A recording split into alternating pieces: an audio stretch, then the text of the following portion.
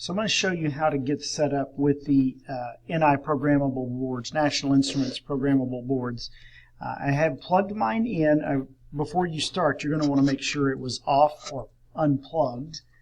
And then I've plugged it in and started it, and I'm now plugging it into the computer. And I'm going to watch because I want to make sure that it installs two different things on the device drivers. So I get both of those installed, and it says that it's completed and it's ready to use. So I'm now ready to start up Multisim.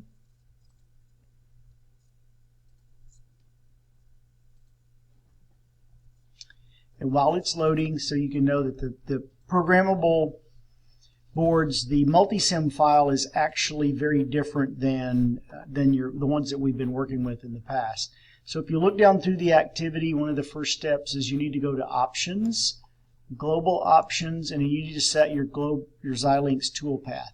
So I'm going to click in here and click on the little box off to the right, and it is located on your C drive, NIFPGA programs.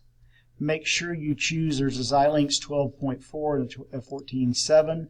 We want to choose the 12.4, click on ISE, and then click OK. I'm just going to confirm that that's what it says.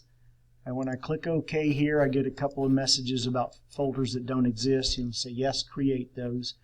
So now when I go to create the file, I'm going to do just a little bit differently than we've done in the past. Instead of picking a normal blank file, I need to pick a PLD design. The devices are different. The circuitry is pretty much the same, but the devices are a little different. First window, I'm going to change it to NI Digital Electronics FPGA board or FPGA board 7 segment. I'm going to try 7 segment. I'm brave now. And click Next. Make sure that the part number is that XC3S business. This is the name of your file. So whatever you need to name it for your class. If you click Next, you get presented with a list of connectors. So what this is the communication between the programmable chip and the outside world. I have a series of buttons and switches and a number of other things I can use. I'm just going to uncheck them all and only put in the ones that I want. The connectors button is the very far one on the left, so I'm going to scroll down and grab a couple of switches. That's what I'm going to do. Get switch 0 and then switch 1.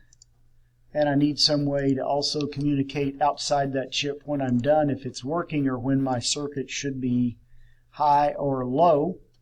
So I'm going to go find an LED, and I'll just get LED 0 and put it over here. And this is where it looks kind of the same, but it's different. If you click on, I'll go back and do that again. If you click on the one that logic gate, you click on that, and I notice now I don't have to worry about all the 74LS part numbers. They're just generic AND gates and OR gates, and most of the ones that we've worked with throughout this year are there.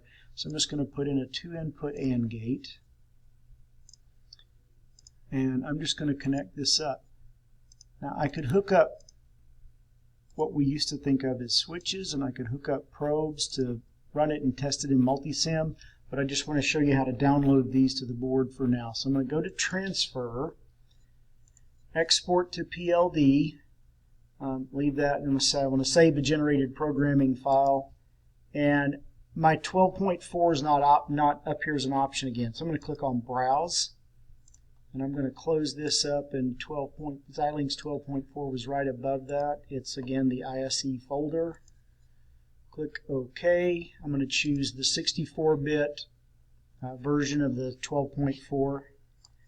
Click Finish, and it takes for a moment. And once you get to step 3, it's already verified the board is there, and it'll go through the 10 steps and download to the board. Then you can test your circuit with the switches and LEDs on the board.